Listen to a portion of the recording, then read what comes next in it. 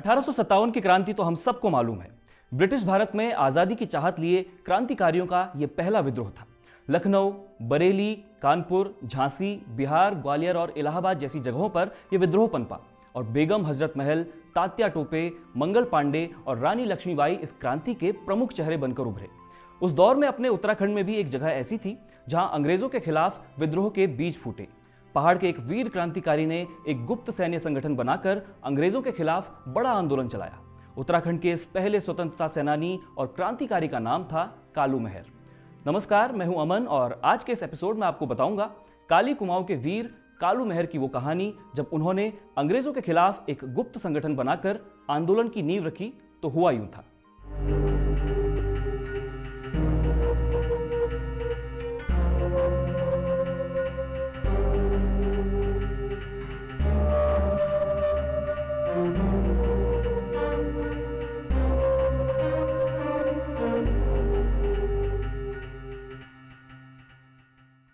साल 1790 कुमाऊं में चंद वंश का राज हुआ करता था, लेकिन आपसी फूट के चलते चंद राजा लगातार कमजोर हो रहे थे। इसी फूट का फायदा नेपाल के गोरखाओं ने उठाया और कुमाऊं पर आक्रमण करके उसे अपने अधीन कर लिया।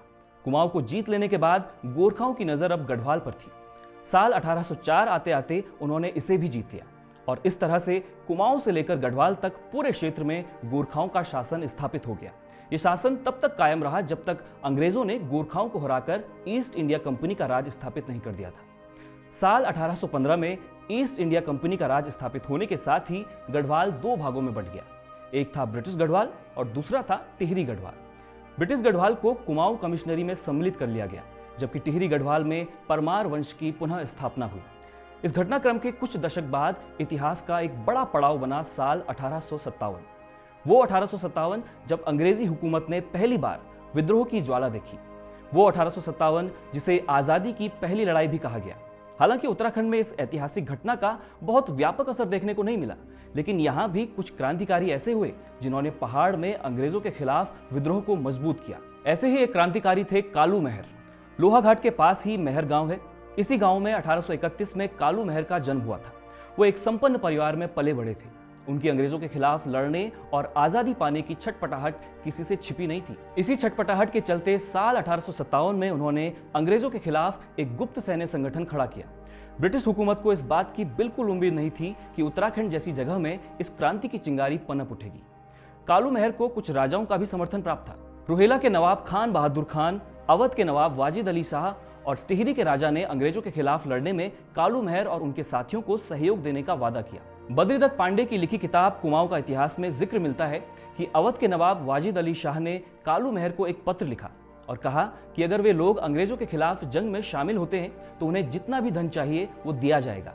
उन्होंने शर्त रखी कि अगर ये इलाका अंग्रेजों से मुक्त कर लिया जाता है तो पहाड़ी इलाका पर्वतियों का होगा और मैदानी इलाका नवाबों का। कालू मेहर बिसुंग के प्रधान नेता थे। उन्होंने लोगों को जमा करना शुरू किया। चौड़ पित्ता के बोरा, रैघों के बेड़वाल, रौल मेल के लड़वाल, चकोट के क्वाल, धौनी, मौनी, करायत, देव, बोरा और फरत्याल गांव के लोगों को एकजुट कर उन्होंने बगावत की रणनीति पर काम करना शुरू किया। बताते हैं कि उन्होंने लोगों से दो गुटों में बंट जाने को कहा। उन्होंने सुझाया कि कुछ लोग नवाब की तरफ हो जाएं और कुछ अंग्रेजों की तरफ।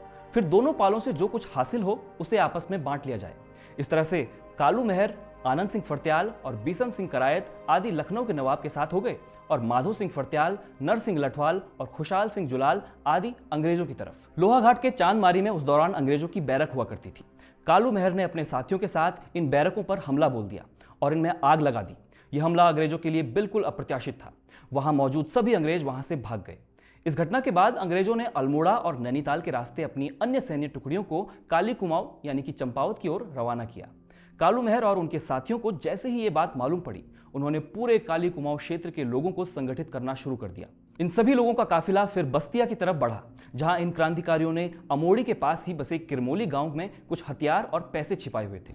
योजना थी कि इन हथियारों और पैसों को लेकर यहां से आगे बढ़ा जाएगा, लेकिन अंग्रेजों के किसी मुखबिर ने कालू मेहर और उनके साथियों की इस योजना की जानकारी अंग्रेजों तक पहुंचा दी। इसके चलते अंग्रेजों ने क्रांतिकारियों से पहले ही वहां पहुंचकर हथियार और पैसे जब्त कर लिए और क्रांतिकारियों को गिरफ्तार कर लिया गया। काली कुमाऊं विद्रोह के नायक कालू मेहर गिरफ्तार कर लिए गए, जबकि उनके साथी आनंद सिंह फर्त्याल और बिशन सिंह करायत की गोली लगने से मौत हो गई। कुमाऊं का इतिहास में जिक्र मिलता है कि कालू मेहर को 52 अलग अलग जेलों में कैद रखा गया और उनके घर को अंग्रेजों ने जला डाला। कालू मेहर के छोटे भाई ने पकड़े जाने के डर से फांसी लगा ली। दूसरी तरफ माधो और नरसिंह आदि जो अंग्रेजों की तरफ हो गए थे, उन्हें बरेली और पीलीभीत में जागीरें दी गई। कालू मेहर और उनके साथियों ने अंग्रेजी हुकूमत के खिलाफ बगावत का जो कदम उठाया था, उसका असर काली कुमाऊं की जनता को बाद में कई सालों तक भुगतना पड़ा था। 1937 तक इस क्षेत्र के किसी भी व्यक्ति को सेना में शामिल होने का मौका नहीं मिल सका और इस क्षेत्र में जितने भी विकास कार्य संचालित हो रहे थे, उन पर रोक लगा दी गई। 1857 की क्रांति के दौरान कुमाऊं के कमिश्नर हेनरी रैमजे हुआ करते थे। उन्होंने इस पूरे इलाके में मार्शल लॉ यानी कि फौजी कानून लागू कर दिया था। बद्रीदत्त पांडे के शब्दों में कहें तो एक ऐसा कानून जिसके तहत जिसने भी ज्यादा ची चपड़ की या जिस पर भी शक शुबह हुआ, उसे या तो जेल में ठूस दिया गया या चांदमारी से मार दिया गया, यानी गोली मारकर उसकी हत्या कर दी जाती थी। नैनीताल का फांसी गदेरा भी तभी से इसी नाम से चर्चित हुआ। यहाँ बगावत के दौर में कई क्रांतिकारियों को फांसी दी गई थी, जबकि गढ़वाल में बागियों को गंगा किनारे एक ऊंची पहाड़ी पर ले जाकर गोली मार दी जाती थी। बद्रीदत्त पांडे की किताब के अनुसार गढ़वाल की इस पहाड़ी से सिर्फ एक ही क्रांतिकारी बचने में कामयाब हुआ था, जो गंगा में कूदकर और नदी पार करके फरार हो गया था। कालू मेहर के नेतृत्व में 1857 में बगावत की जो आंधी पहाड़ों में उठी थी, उसे जल्द ही थामने में अंग्रेजी शासन कामयाब रहा। लेकिन इस बगावत के बाद कालू मेहर क्रांतिकारियों और स्वतंत्रता सेनानियों के लिए एक प्रेरणा बन गए थे। उनका नाम आजादी की लड़ाई के इतिहास में हमेशा के लिए दर्ज हो गया। कालू मेहर को याद करते हुए साल 2010 में लोहाघाट चौराहे का नाम उनके नाम पर रखा गया और साल 2021 में कालू मेहर के सम्मान में डाक विभाग ने एक विशेष लिफाफा भी जारी किया था। आजादी का अमृत महोत्सव कार्यक्रम और डाक टिकट दिवस के अवसर पर यह लिफाफा जारी किया गया था। ये जानकारी आपको कैसी लगी हमें कमेंट बॉक्स में जरूर बताइएगा। बारामासा के सभी वीडियोस अब आप हमारी वेबसाइट baramasa.in पर भी देख सकते हैं और वेबसाइट में सब्सक्रिप्शन का बटन दबाकर आप हमें सहयोग भी कर सकते हैं, ताकि हम लाते रहें पहाड़ से जुड़ी जिज्ञासाओं की खुराक बारामासा।